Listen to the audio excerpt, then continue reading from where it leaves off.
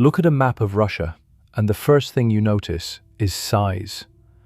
11 time zones, nearly 6,000 miles from the Baltic Sea to the Bering Strait. On paper, it is the largest country that exists today.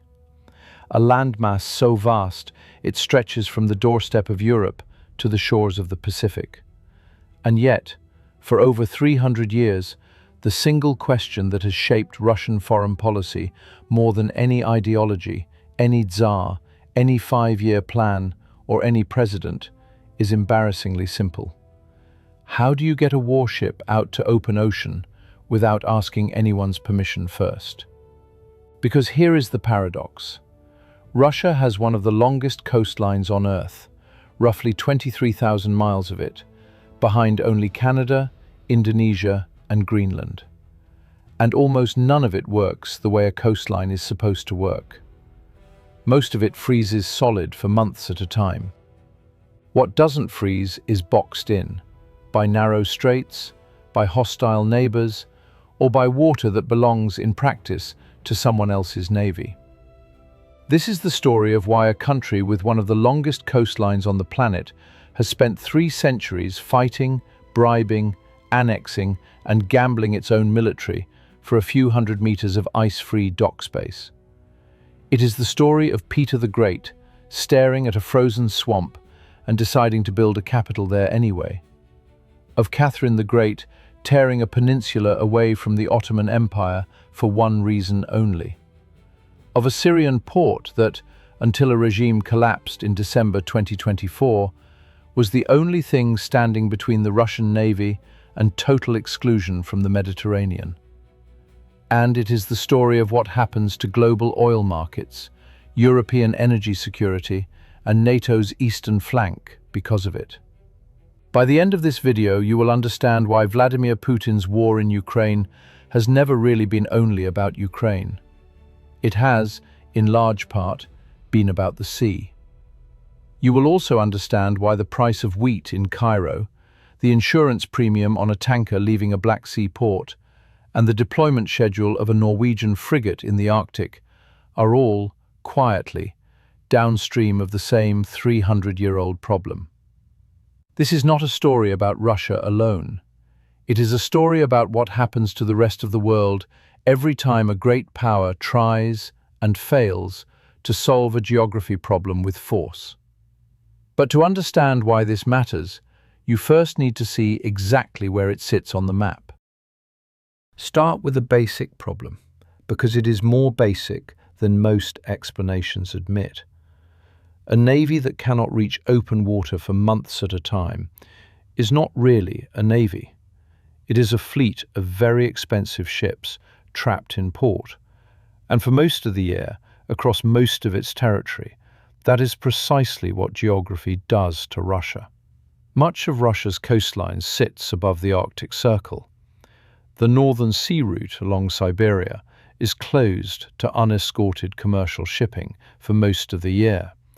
Russia's own Northern Sea Route Administration permits non-ice-strengthened vessels to transit unassisted only from July to mid-November, leaving the route icebreaker-dependent or unusable for roughly 7 months.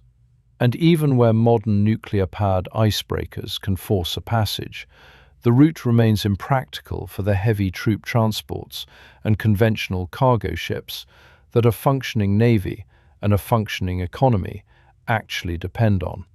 Murmansk on the Kola Peninsula is the one Arctic exception, kept open year-round by a branch of the warm Gulf Stream, which is precisely why it has hosted Russia's most important nuclear submarine fleet since the Cold War. But Murmansk is a single, narrow gateway, squeezed between Norway, a NATO member since the alliance's founding in 1949, and open ocean patrolled by American and British submarines. One useful port, guarded by rivals on one side and by ice on the other.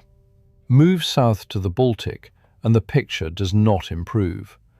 St. Petersburg, the city Peter the Great built from nothing starting in 1703, specifically to give Russia a European seaport, sits at the very back of the Gulf of Finland, a narrow, shallow inlet that funnels every ship through waters now surrounded almost entirely by NATO members. Since Finland and Sweden formally joined the alliance in 2023 and 2024 respectively, NATO officials and defense analysts have started calling the Baltic Sea a NATO lake. 8 of the 9 countries with a Baltic coastline are now inside the alliance.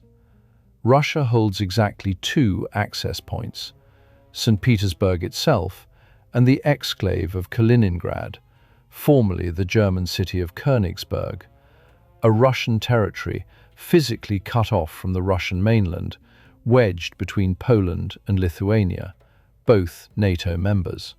To reinforce Kaliningrad by land, Russia would have to cross the sovereign territory of a NATO country. To reinforce it by sea, it has to sail through waters where every neighboring coastline now belongs to the alliance it is trying to deter. Kaliningrad itself is worth pausing on, because it did not become Russian through the same 300-year pattern of annexation and lease. It arrived almost by accident, as a side effect of a much larger war. Until 1945, the city was Königsberg, the historic capital of East Prussia, German for 7 centuries. At the end of the Second World War, the Allied powers redrew the map, and the Soviet Union took the northern half of East Prussia outright, expelling most of its German population and resettling it with Soviet citizens. Western planners at the time partly justified handing the Soviets this sliver of the Baltic coast, using the same warm water logic this video has been tracing all along, the assumption that Moscow needed one more ice-free foothold on the sea. In practice, geographers have since pointed out that the reasoning was shaky even then. The Soviet Union already held a string of accessible Baltic ports along the coastline it controlled by 1945, and Königsberg's own harbour was shallow enough to require icebreakers of its own in winter. Russia inherited an exclave it arguably did not strictly need, and then spent the following 80 years turning it into exactly the kind of isolated, indefensible outpost this video keeps circling back to. A heavily militarized sliver of territory, home to the Baltic Fleet and nuclear-capable missile systems, reachable from the rest of Russia only by sea or by crossing NATO territory. The land route matters just as much as the sea route here, because the two are locked together. Between Kaliningrad and Belarus, a Russian military ally, runs a narrow strip of Polish and Lithuanian territory, barely 60 miles wide, known to NATO planners as the Suwałki Gap. It is the only land corridor connecting the 3 Baltic states, Estonia, Latvia, and Lithuania, to the rest of the alliance. In any serious crisis, Western military planners have long assessed that Russia could attempt to seize this corridor in a matter of days, cutting the Baltic states off from reinforcement entirely, and turning the sea lanes this video has been describing into the alliance's only remaining lifeline. That is precisely why Sweden's Baltic island of Gotland, sitting in the middle of the sea, less than 200 kilometers from the Latvian coast, has become one of the most quietly important pieces of real estate in European security since Sweden joined NATO in 2024. A maritime stepping stone that reduces the alliance's total dependence on a single vulnerable strip of land. Kaliningrad, in other words, is not just a Russian problem. It sits inside a wider bottleneck that runs both directions, and both sides know it. Now cross the entire landmass to the opposite end of the country, to the Pacific. Because this is the piece of the puzzle most coverage of Russian strategy skips entirely. and it is where the pattern first became a full-blown war. Vladivostok, Russia's principal Pacific port and the terminus of the Trans-Siberian Railway, sits at almost the same latitude as the French Riviera, and yet its harbour freezes for roughly 4 months of the year. In the 1890s, faced with that same limitation, the Russian Empire did what it always does when geography says no. It looked for a substitute somewhere else. It found one in Port Arthur, a naturally ice-free harbour on China's Liaodong Peninsula, which Imperial Russia pressured a weakened Qing dynasty into leasing in 1898. For a few years, it seemed to solve the Pacific half of the problem permanently. A genuine warm water base, connected by rail all the way back to Moscow. Japan and Russia, in fact, never fully closed the account opened at Port Arthur. At the very end of the Second World War, the Soviet Union seized the Kuril Islands, a volcanic chain running from Kamchatka down to Japan's northernmost island of Hokkaido, along with the southern half of Sakhalin. Tokyo has never recognized the loss of the 4 southernmost islands, and to this day, Russia and Japan have not signed a formal peace treaty ending their Second World War hostilities. An 80-year diplomatic stalemate rooted, again, in control of ice-free straits. The Kuril chain matters to Moscow for exactly the reason you would now expect. Several of its passages are the Russian Pacific Fleet's only ice-free routes from the Sea of Okhotsk, where its ballistic missile submarines shelter, into the open Pacific. Give up the islands, and Russia's Pacific nuclear deterrent loses its most secure exit to the ocean. It is the same warm water logic that built St. Petersburg and annexed Crimea, playing out in a corner of the map most Western audiences never think to look at. It did not last. Japan, alarmed at Russian expansion into Manchuria and Korea, launched a surprise night attack on the Russian fleet at Port Arthur in February 1904, without a formal declaration of war.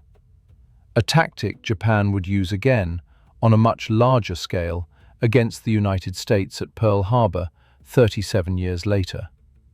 The resulting Russo-Japanese War ended in humiliating defeat for St. Petersburg. Port Arthur fell after a months-long siege. The Russian Baltic fleet, sent halfway around the world to relieve it, was annihilated at the Battle of Tsushima in May 1905, having been denied coaling rights in neutral ports along the way because no one wanted to provoke Japan on Russia's behalf. It remains, over a century later, one of the starkest lessons in the entire warm water story.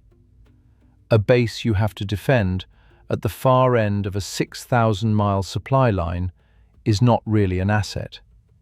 It is a liability with good weather. Which brings us to the sea that has obsessed Russian strategists longer than any other, and the one where the trap is most elegant, precisely because the water itself is not the problem: the Black Sea. This is the closest thing Russia has to a genuinely warm, genuinely usable, genuinely year-round body of water, and it is still a cul-de-sac. Every ship that leaves the Black Sea for open ocean has to pass through the Bosphorus and the Dardanelles, 2 narrow Turkish-controlled straits, barely half a mile wide at their tightest point. Since 1936, passage through them has been governed by an international agreement called the Montreux Convention, which grants Turkey the legal authority to restrict warship traffic, particularly during wartime. In February 2022, days after Russia's full-scale invasion of Ukraine, Turkey invoked exactly that authority and closed the straits to warships from both combatant nations. The Russian Black Sea Fleet, headquartered in Crimea, was effectively sealed inside its own sea by a single government sitting in Ankara. Put the regions together, and the pattern is unmistakable. The Arctic is frozen. The Baltic is surrounded. The Pacific outlet nearly cost Russia its entire battle fleet in 1905. The Black Sea is bottled by a single strait, controlled by a country that has its own separate interests. Out of 23,000 miles of coastline, Russia has historically had, at any given moment, only a sliver that is simultaneously ice-free, defensible, and connected to open ocean without needing someone else's permission first. That sliver is why Russian foreign policy for 300 years reads less like grand ideology and more like a long, repetitive argument with geography. An argument fought with the same handful of moves, in the same handful of places, generation after generation. You can trace the opening moves in a straight line. In 1696, Peter the Great captured the fortress of Azov from the Ottoman Empire, Russia's first serious attempt at a southern sea outlet, and lost it again within 15 years. In 1703, unable to wait for the south, he built St. Petersburg on a Baltic swamp he had just taken from Sweden, importing European engineers to drain marshland because a landlocked empire could not become a European power. In 1783, Catherine the Great annexed the Crimean Peninsula from the Ottomans, giving Russia its first real warm-water naval base at Sevastopol, a base the Russian Navy still operates today, 240 years later, on the same stretch of coastline. And in 1905, at Port Arthur and Tsushima, Russia learned exactly how much it would cost to defend a warm-water outpost it could not reliably supply. Every one of these episodes was driven by the same calculation. Geography had handed Russia size without giving it access, and access had to be taken, held, and eventually, painfully, sometimes lost. And that geography hides a fragility almost nobody talks about, until it breaks. Here is the fragility. A warm-water port is not just a convenience for a navy. It is the physical precondition for a country to project power, protect trade, and behave like a great power at all. Lose it, and everything downstream, military reach, economic leverage, even the credibility of your alliances, starts to erode. This is the mechanism that connects a 3-century-old naval anxiety to a war that is, at the time this script was written, still being fought in Eastern Europe. Before we get to that war, though, there is a chapter almost every explanation of Russian warm-water strategy leaves out entirely. The roughly 3 decades when the Soviet Union thought it had solved the problem for good, not by annexing coastline, but by renting it from client states scattered across the globe. Submarine tenders and repair yards at Tartus, in Syria, granted in 1971. A deep-water base at Cam Ranh Bay, in Vietnam, leased in 1979, so valuable that the Soviet Navy nearly tripled the base's munitions storage within a few years to sustain aircraft and submarines 8,000 miles from home. Facilities at Aden, in South Yemen, and on the Dahlak archipelago, off Ethiopia, giving the Soviet fleet reach into the Indian Ocean and the Red Sea. A signals intelligence station at Lourdes, in Cuba, roughly 150 miles from the Florida coast. For a brief historical moment, the Soviet Union had built something Peter the Great and Catherine the Great never managed. A genuinely global network of warm-water access, stitched together not through territorial annexation, but through Cold War alliances and client-state politics. Then, within a decade, almost the entire network dissolved. The Soviet Union collapsed in December 1991, and the economic crisis that followed made maintaining distant overseas bases unaffordable. Russia shut the Lourdes signal station in Cuba in 2001 and formally withdrew from Cam Ranh Bay in Vietnam the following year, both decisions driven as much by cost as by strategy under a newly inaugurated President Putin. Within a single generation, Russia went from a superpower with naval access on 4 continents to a country that, outside its own borders, retained a meaningful permanent foothold in exactly one place: the small Syrian port of Tartus, which had quietly outlasted almost every other Cold War base because Moscow's relationship with Damascus outlasted almost every other Cold War alliance. Everything this video is about to describe, the return to Syria after 2015, the war in Ukraine, the anxiety over Kaliningrad, happens in the shadow of that collapse. Russia was not just seeking warm water, it was trying to rebuild, port by port, a network it had already built once and then lost. The most immediate loss, though, came earlier and closer to home.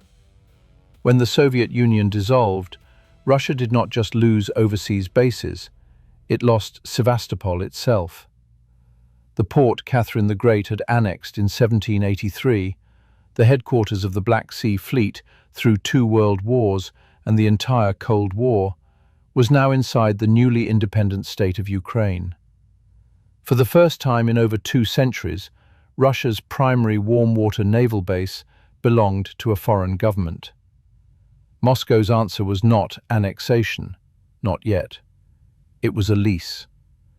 Under a 1997 agreement, later extended by both governments in 2010, Russia was permitted to keep its Black Sea Fleet based at Sevastopol in exchange for rent and discounted natural gas. It was an uncomfortable arrangement, but a workable one, until Ukrainian domestic politics turned the lease into a liability. In February 2014, pro-Russian President Viktor Yanukovych fled Kiev after months of protests, and a new, more Western-oriented government took power. From the Kremlin's perspective, the single most strategically vital naval base Russia possessed was now hostage to the goodwill of a government it did not trust and could not control. Within weeks, unmarked Russian troops, soon nicknamed Little Green Men in the international press, seized key buildings and military installations across Crimea. A hastily organized referendum, unrecognized by the vast majority of the international community, produced a result Moscow used to formally annex the peninsula in March 2014. Whatever else the annexation of Crimea was about, ethnic Russian populations, historical grievance, Putin's domestic popularity, it was, at its structural core, the same 300-year-old move Catherine the Great had made in 1783. Secure the port. Everything else is commentary. Crimea solved one problem and created another. Annexation meant Russia now fully controlled Sevastopol rather than leasing it, and Moscow poured resources into modernizing the base. New submarines, new frigates, an expanded naval infrastructure designed to project power across the entire Black Sea and, from there, into the eastern Mediterranean. But it also meant Crimea itself became something Russia could not afford to lose. A base is not just a place, it is a commitment, and commitments, in geopolitics, have a way of dragging you further in than you plan to go. That is the thread running through February 2022. Russia's full-scale invasion of Ukraine is usually explained through the lens of NATO expansion, ethnic Russian populations in the Donbass, or Vladimir Putin's stated belief that Ukraine is not a genuine nation. All of that is part of the picture, but look at the actual shape of the invasion in its opening weeks, and a second, quieter logic becomes visible. Russian forces moved with unusual speed and priority along the southern coast, seizing Mariupol, Kherson, and the entire Sea of Azov coastline, physically connecting Crimea to the Russian mainland by land for the first time since 2014.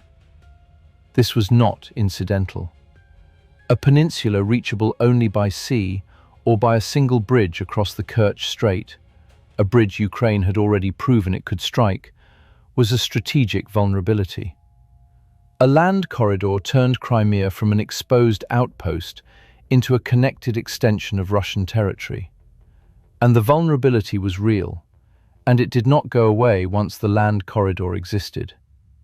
In October 2022, a truck bomb heavily damaged the Kerch Strait Bridge, the only direct land link between Russia and Crimea. Over the following 2 years, Ukraine used naval drones and long-range missiles to strike the Black Sea Fleet itself, sinking or damaging a significant share of Russia's Black Sea surface combatants, including the flagship cruiser Moskva in April 2022. By late 2023, several open-source naval analysts assessed that Ukraine, a country with no meaningful navy of its own, had forced much of the remaining Russian fleet to relocate away from Sevastopol to the more distant port of Novorossiysk on Russia's own mainland coast. A country had spent 300 years fighting for a warm water port, finally secured it through annexation and invasion, and was now watching a nation with almost no navy at all make that port too dangerous to use. This was not, in fact, the first time Russia had rehearsed part of the Crimea playbook on the Black Sea coast. In August 2008, 6 years before the Crimea annexation, Russia fought a brief war with neighboring Georgia. The fighting was triggered by a Georgian offensive into the breakaway region of South Ossetia, but Russian and separatist forces also opened a second front in Georgia's other breakaway region, Abkhazia, and Black Sea Fleet vessels used the Abkhazian port of Okhimchir as a staging point for that part of the operation. Moscow recognized Abkhazia's independence afterward, a status accepted by almost no other country, and quietly retained the option of naval access there for over a decade without fully exercising it. That option became a lifeline once the Ukraine war made Sevastopol untenable. In late September 2023, following a missile strike on the Black Sea Fleet's own headquarters, satellite imagery confirmed Russia had begun relocating a significant share of its remaining warships out of Crimea. And by 2024, Russia was visibly expanding Okhimchir into a permanent naval base, deliberately sited more than 700 kilometers from Ukrainian-controlled territory, beyond the range of the drones and missiles that had emptied Sevastopol. The same 300-year pattern, playing out twice on the same coastline within a decade: secure a port, lose it to a threat you didn't fully anticipate, and go looking for the next one. But the real story isn't what happens on the map, it's what happens to the money. While the war in Ukraine dominated headlines, a second warm water story, the last surviving piece of that Cold War overseas network, was quietly unraveling more than 1,000 miles to the south, in Syria. It reveals just how thin the margin really is between Russian global reach and Russian regional isolation. Remember the Montreux Convention and Turkey's authority to close the Bosphorus and Dardanelles to warships in wartime. Since February 2022, that closure has been in force, which means that for the entire duration of the Ukraine war, the Russian Black Sea Fleet has been legally sealed inside the Black Sea, unable to reinforce or be reinforced through the straits at all. The only way Russia has maintained any naval presence in the Mediterranean during this period has been through the one Cold War-era foothold it never gave up: Tartus. The Soviet Union established a supply and repair facility at Tartus in 1971, primarily to support operations against the United States Sixth Fleet in the Mediterranean. When the Soviet Union collapsed and almost the entire overseas network dissolved, Tartus survived in skeletal form, the only Russian military installation to remain in operation outside the former USSR. For over 2 decades, it was little more than a fueling dock, visited occasionally barely maintained. Then, in September 2015, with the Assad government on the verge of collapse under pressure from rebel forces and the Islamic State, Moscow made a decision that only makes full sense once you have watched every earlier chapter of this video. Russia committed its air force to the Syrian civil war, flying combat missions out of a newly built airbase at Crimea and using Tartus as the maritime lifeline that kept that airbase supplied. A sea route that came to be nicknamed the Syrian Express by Western intelligence, a near-continuous shuttle of Russian landing ships hauling ammunition, fuel, and armored vehicles from the Black Sea through the Turkish Straits, Ankara still allowed to remain open to that traffic, into Tartus itself. The intervention worked. Assad survived. And in January 2017, a grateful Assad signed a 49-year lease granting Russia free use of Tartus, jurisdiction over the base itself, and the right to station nuclear-capable vessels there. For Moscow, this was the payoff of the entire operation. A permanent, sovereign-guaranteed, warm-water foothold on the Mediterranean, immune to the Turkish chokepoint problem entirely, because ships based at Tartus never needed to pass through the straits at all. It was the first genuinely secure overseas warm-water base Russia had held since the Soviet collapse a quarter-century earlier. Proof, it seemed, that the old Cold War model of trading military support for permanent basing rights still worked. Then, in a matter of days in December 2024, it all came apart. A rebel coalition led by Hayat Tahrir al-Sham swept out of Syria's northwest and reached Damascus in under 2 weeks, ending more than 50 years of Assad family rule. Assad fled to Russia, granted asylum by the same government whose 49-year lease had just become worthless paper, signed by a regime that no longer existed. Russian naval vessels sortied out of Tartus and held off the coast, uncertain whether they would ever be allowed to dock again.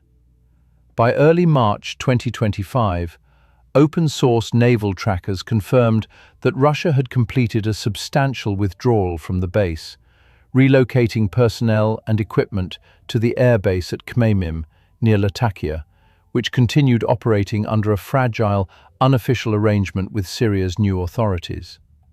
Reports since the withdrawal have been contradictory. Some Russian vessels have continued to use Tartus as an informal stopover.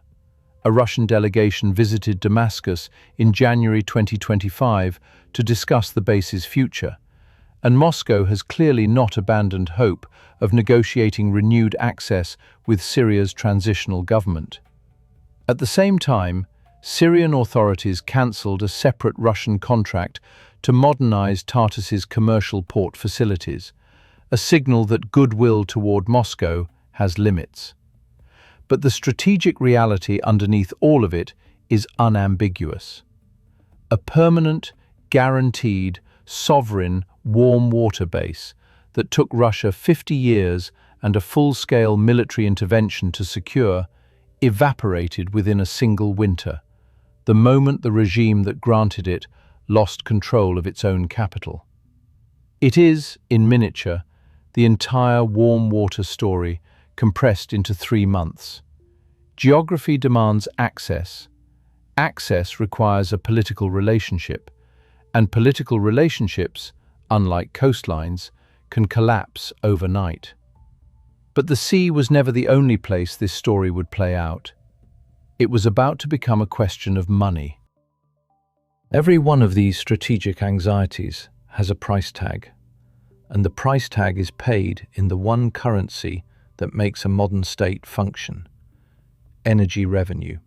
To understand why Russia has been willing to risk international isolation, sanctions, and a grinding war over ports, you have to follow where its money actually leaves the country. With the Black Sea Fleet's traditional home in Sevastopol under sustained Ukrainian attack for much of the war, the commercial port of Novorossiysk further east along the Russian mainland coast, has become the single most important pressure point in Russia's entire energy export system. The Cheskharis oil terminal at Novorossiysk alone handles around a fifth of all Russian crude oil exports, along with a large share of the Kazakh crude that transits Russian territory through the Caspian Pipeline Consortium on its way to European refineries. In a typical month, well over 100 tankers move through Novorossiysk, carrying crude oil and refined products. Recent monthly monitoring by open-source shipping trackers has shown crude loadings at Novorossiysk swinging sharply from one month to the next, at times jumping by well over 50% month-on-month, even as loadings at Russia's Baltic terminals decline, a pattern consistent with a system straining to reroute volume away from more exposed points on the map. This is also the port through which Russia has exported the bulk of its wheat crop, having overtaken every other country to become the world's largest wheat exporter, with exports rising from roughly 38 million tons in 2020 to nearly 48 million tons by 2023. Grain that helps set food prices in North Africa and the Middle East. Every Ukrainian drone strike near Novorossiysk, and there have been several since 2023, is therefore not just a military headline. It is a direct threat to the terminal that keeps roughly a fifth of Russia's oil revenue flowing, and to the export route that keeps grain prices stable from Cairo to Lagos. A handful of successful strikes on Cheskharis's loading berths would do more damage to the Russian state budget than most sanctions packages assembled in Washington or Brussels. This is what it means, in concrete economic terms, to have your entire warm water export capacity concentrated in one or two vulnerable choke points instead of spread across a genuinely open coastline. The same logic explains one of the war's least understood economic weapons: Russia's own decision, in July 2023, to walk away from the Black Sea Grain Initiative, a UN and Turkish brokered corridor that had let Ukraine export more than 30 million tons of grain despite the war. Moscow suspended its participation and announced it would treat ships heading to Ukrainian ports as potential military targets. What made the move possible was not diplomacy. It was the naval balance this video has already described. By the time Russia withdrew from the grain deal, Ukrainian missile and drone strikes had grown so effective that, within weeks, Russia pulled the bulk of its own Black Sea fleet out of Sevastopol entirely, relocating it to Novorossiysk for safety. A navy too weakened to defend its own flagship port was nonetheless still able to threaten commercial shipping simply by declaring the sea unsafe.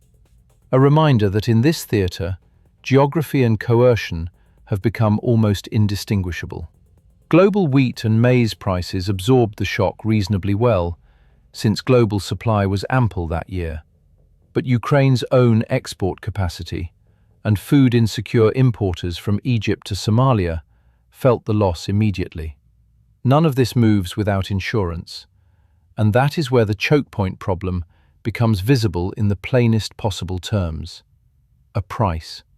International marine insurers, working through the same London-based war risk market that has priced conflict zones for 2 centuries, classify large stretches of the Black Sea and the waters around Crimea as high-risk zones, meaning every vessel that enters has to buy additional coverage, renewed and repriced as the security situation shifts. Reinsurers pulled back from covering Russia, Ukraine and Belarus almost entirely after 2022, shrinking the pool of capacity willing to underwrite this trade at all, and pushing premiums higher for everyone still operating there, legitimate carriers and shadow fleet alike. It is a quiet, unglamorous mechanism, invisible in most coverage of the war, and it is arguably doing as much to constrain Russia's use of its own warm water ports as any single military strike, making every barrel of oil and every ton of grain that leaves Novorossiysk or Sevastopol more expensive to insure, more expensive to finance, and more dependent on a shrinking circle of buyers and underwriters willing to take the risk. Turkey benefits from the same geography that constrains Russia. As the sole legal gatekeeper of the only route out of the Black Sea, Ankara exercises real diplomatic leverage over Moscow and has used its position under the Montreux Convention to extract concessions from both Russia and NATO throughout the war, closing the straits to warships from 2022 onward, while keeping them open to commercial tankers, a distinction that has kept Russian oil revenue flowing even as it locked the navy in place.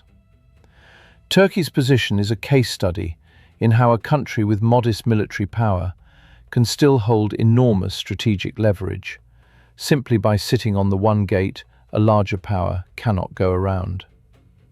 Kazakhstan, meanwhile, has become an unlikely beneficiary and an unlikely hostage of the same choke point. Roughly 80% of the crude oil moving through Novorossiysk under the Caspian Pipeline Consortium banner is Kazakh, not Russian. Oil that has no route to world markets except through Russian territory and a Russian port. Every disruption at Novorossiysk, whether from Ukrainian strikes, storms, or Russian domestic politics, is therefore also an involuntary hit to the Kazakh economy, whose energy revenue is functionally hostage to the same warm water bottleneck that has obsessed Russian strategists since Peter the Great. For the European Union, the effect runs in the opposite direction, but the logic is the same. Since 2022, EU member states have systematically cut direct imports of Russian crude and diverted purchasing toward the Gulf, the United States, and West Africa, forcing Moscow to rely more heavily on so-called shadow fleet tankers, aging vessels with opaque ownership layered through shell companies and flags of convenience, to move sanctioned crude out through the Baltic and Black Sea ports. Every one of those tankers still has to pass through the same choke points this video has already mapped: the Danish Straits out of the Baltic, the Bosphorus and Dardanelles out of the Black Sea. Sanctions have not eliminated Russia's geography problem. They have made the geography problem more expensive to work around, adding insurance costs, discount pricing, and diplomatic risk to every barrel that leaves a Russian port. And the scale of that workaround is enormous. Industry trackers have estimated that somewhere between 60 and 80% of Russia's seaborne crude exports now move on tankers operating entirely outside the insurance and ownership networks of the price cap coalition.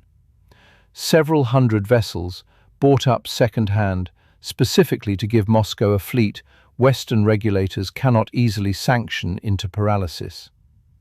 It works, in the narrow sense, that oil and revenue keep moving. Russian oil and gas receipts have still generated over $100 billion a year for the state budget through this period, underwriting a substantial share of federal spending and, by extension, the war itself.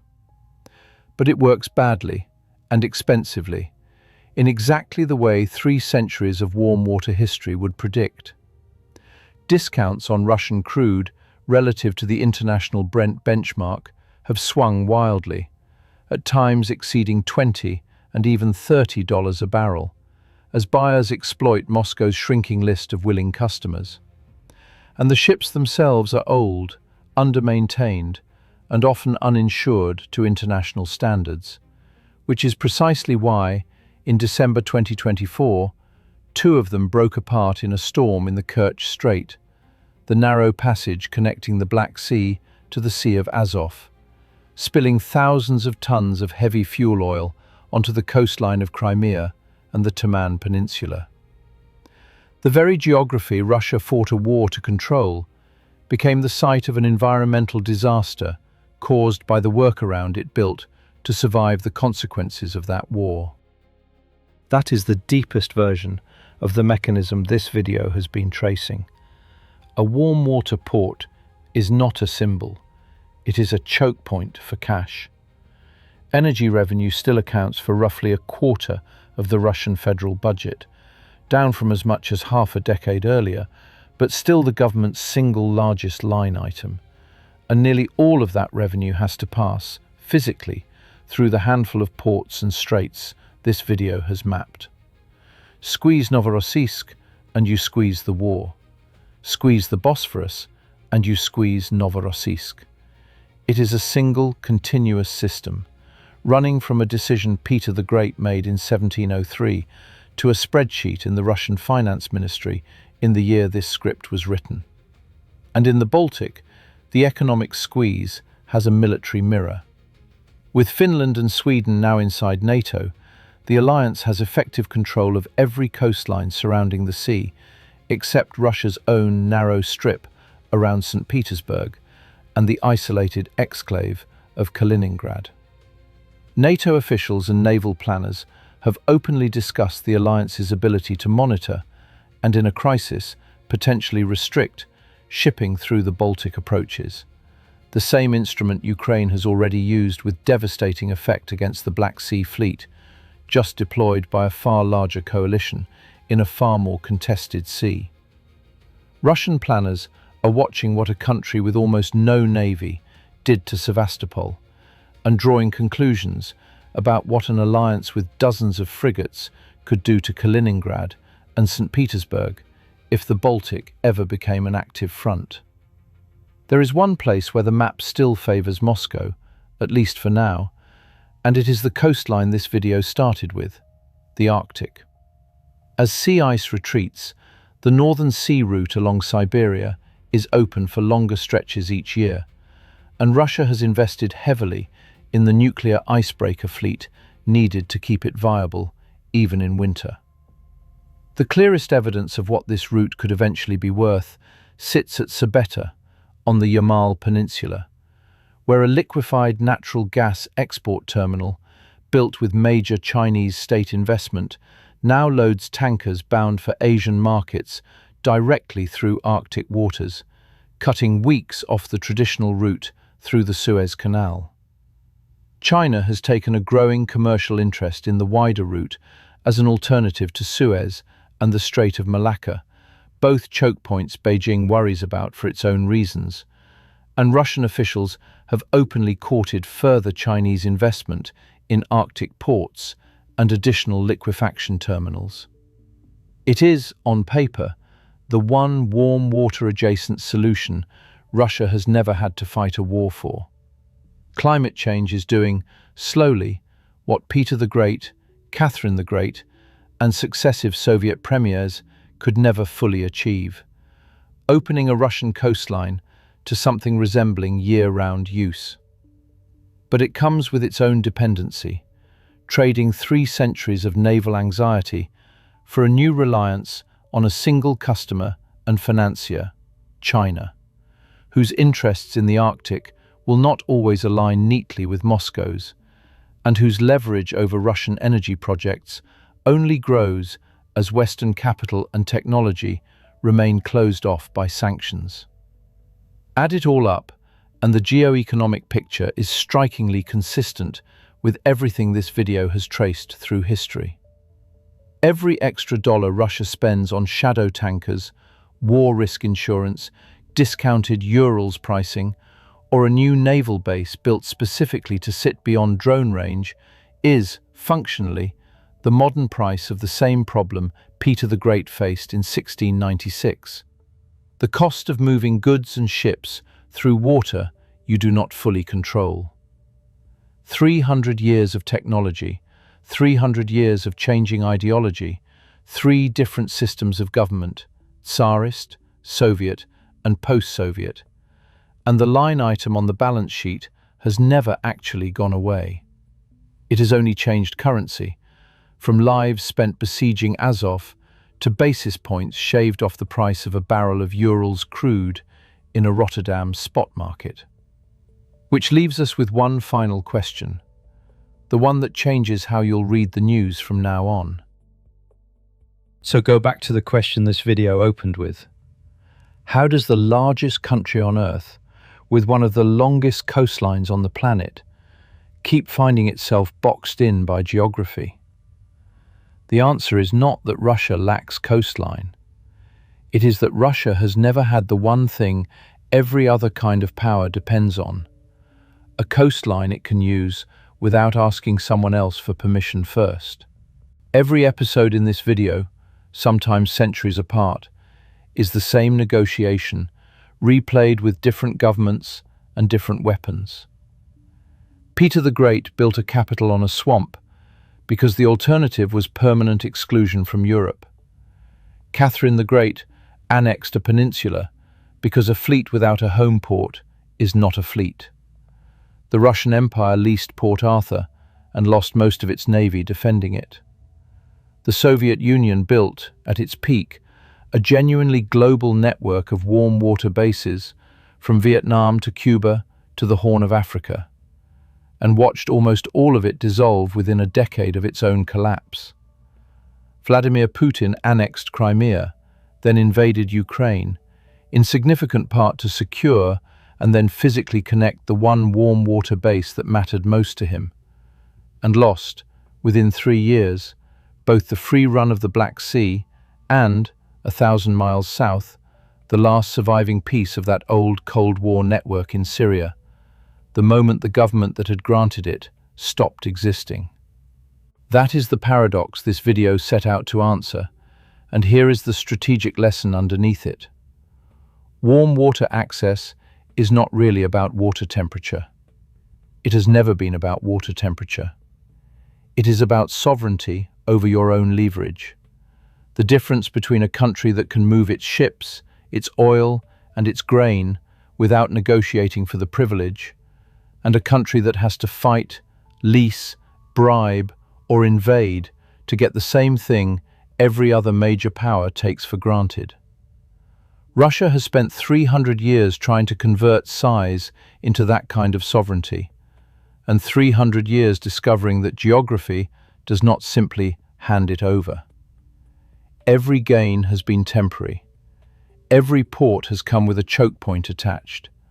Port Arthur came with a Japanese fleet across the strait. Sevastopol came with the Bosphorus. Cam Bay and Aden and Darlak came with a Soviet economy that could not sustain the bill. Tartus came with a regime that could collapse in 12 days. Novorossiysk comes with Ukrainian drones a few hundred miles away. Kaliningrad comes surrounded by an alliance that grew by 2 members in 2 years. There is also a harder question sitting underneath the strategic one, and it is worth asking plainly. Has any of this actually made Russia safer, or richer, or stronger? The historical record is genuinely mixed. Peter the Great's gamble on a Baltic swamp paid off.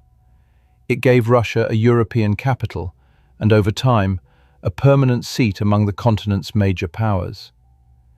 Catherine the Great's annexation of Crimea held for 240 years. But Port Arthur cost Russia most of its Pacific fleet and helped trigger a revolution in 1905. The Soviet Union's global network of client-state ports consumed resources the country could not ultimately sustain, and evaporated within a decade of its own economic collapse. And the current chapter, the annexation of Crimea, the full invasion of Ukraine, the scramble to build a new base at Ochumchir, the loss of Tartus, has cost Russia enormous casualties, a generation of economic isolation, a currency and banking system cut off from much of the world, and a navy that, for long stretches of this war, has effectively ceded the surface of its own regional sea to a country with no navy at all. Warm water has never been free. Every ruler in this story has paid for it in the same currency: blood, treasure, or both, spent chasing a form of security that for 300 years has never once turned out to be permanent. And that is precisely why this pattern is worth tracking, rather than dismissing as ancient history. Every one of the flashpoints this video has mapped is still live. The Ochumchir base in Abkhazia is still under construction. The final status of Tartus is still being negotiated between Moscow and a Syrian government it spent a decade fighting. NATO's naval buildup in the Baltic is still accelerating. The Arctic is still opening, one melting season at a time, and China's stake in that opening is still growing. None of these stories will resolve quietly, because none of the underlying geography has changed. Russia is not going to wake up next year with a longer ice-free coastline or a friendlier set of neighbors controlling its straits. Which means the next crisis in this pattern is not a matter of if, but simply of which sea it happens in first. Which is why, the next time you see a headline about a Ukrainian strike near Novorossiysk, a diplomatic standoff over Tartus, a NATO exercise in the Baltic, or a new Russian icebreaker launched into the Arctic, you will be able to place it inside a pattern 3 centuries deep, rather than treating it as an isolated news event. These are not separate stories. They are the same story, told in a different sea, by a different generation of the same anxious, landlocked, ambitious power. A power that controls more territory than any other state on Earth today, and still cannot fully trust that its ships will reach open water when it needs them to. That is the real story behind the headlines. If you want to understand how geography, power, and money continue to shape the decisions your newsfeed treats as sudden and unpredictable, subscribe to Meridian Theory and turn on notifications for the next briefing.